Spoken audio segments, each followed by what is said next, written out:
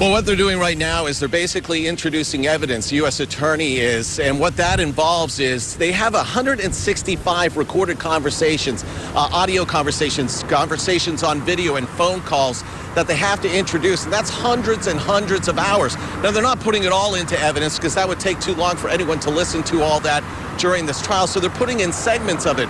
But introducing that is taking so long. It's been running over an hour now, and they're not playing any of this stuff. They're just going, I'd like to introduce this, bring this to your attention. Yes, yes, we accept it, we accept it. At this point, this stuff is so boring now, you have to jab yourself with a pen to stay awake as you're in there. But the good stuff is what's in those conversations, and what's in those conversations, they alluded to that this morning.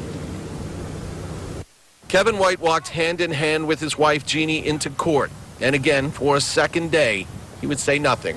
With the jury of 5 men and 7 women and 3 alternates seated, it was right to business.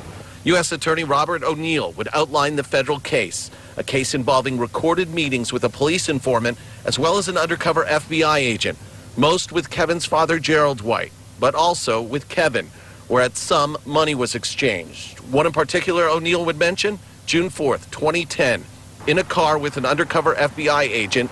That agent would hand over $5,000 to Kevin White. And according to O'Neill, it was captured on video. But White's attorney would ask the jury to open their eyes to the entire story. And this story, as Grady Irvin painted it, is one of Gerald White, Kevin's estranged father who passed away before this trial. It is a picture of Gerald White being a liar and a con man, always looking out for himself and using others like Kevin for his own financial gain. Irving would end his opening stressing, the evidence will show Kevin White broke no criminal law. And this all revolves around Kevin White being the chair of the Public Transportation Commission and the awarding of towing certificates, something that the U.S. Attorney says could mean hundreds of thousands of dollars to an individual during the course of the year.